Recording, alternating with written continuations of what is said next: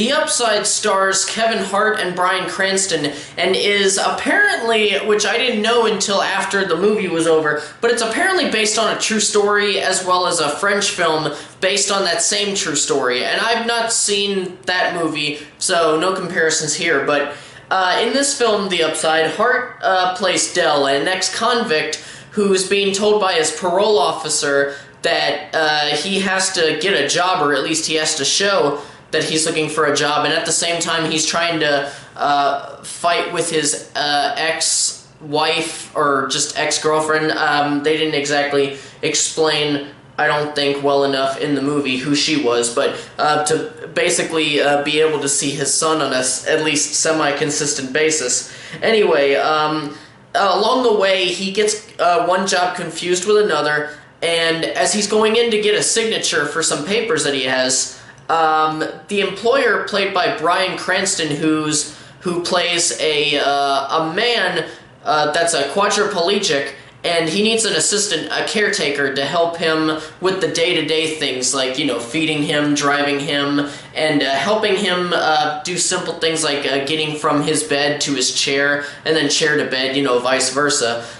He becomes very impressed with Dell, because of his different way of acting compared to everybody else that he's interviewed, and, you know, decides to hire him instead of an expert. And I will admit, it's really hard for me to talk about this movie in depth, because it is a really good, a feel-good movie overall, and I didn't focus on the film as a critic as much, especially when I got really immersed in the story, and I was just really enjoying myself. But I'll try to at least, and I'm not promising anything spectacular, but I'm going to at least try to point out the specific highlights and then the specific downsides of the movie, you know, the downside to the upside.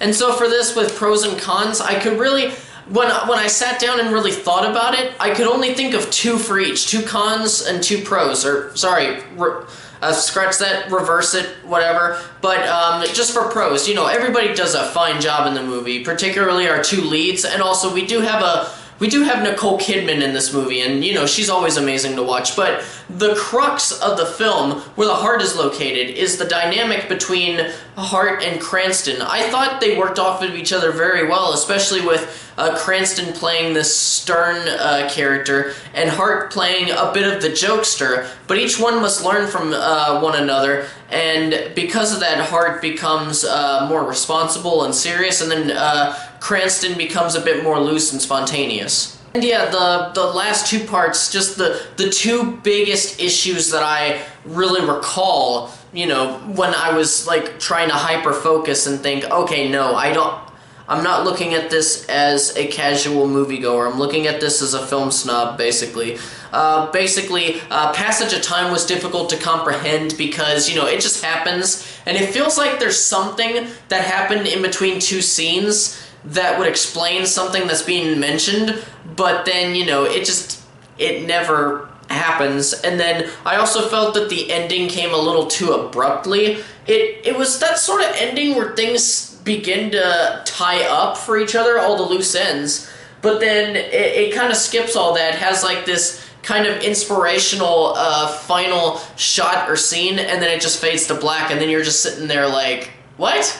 Yeah, that was everything for me. God, this is probably the shortest video I've ever done, but I don't know, I'll see you in a little bit. But yeah, sorry it was so short. Just as I said, it's a difficult movie to review as a whole, especially after watching it for the first time. Maybe I'll go back later and, you know, like in a couple of months, and I'll revisit it. You know, I've already seen it once. Maybe then I can actually be better at picking out issues and flaws, and maybe a bit more of the highlights. But really, all I can say right now is that The Upside is an adorable film that is something that you can just watch with virtually anybody. Hell, take that grandma of yours that doesn't like comic book movies or just loud movies in general and prefers Hallmark Channel, you know, good feeling movies or historical dramas or historical comedies or even biopics. You know, take somebody like that. They'll enjoy that kind of movie. But anyway, guys, thank you so much for watching. If you enjoyed the video, please do not hesitate to hit that like button. And if you're new here, hit that subscribe button so that you can keep up to date with everything on the channel. Thanks once again, and farewell until the next video.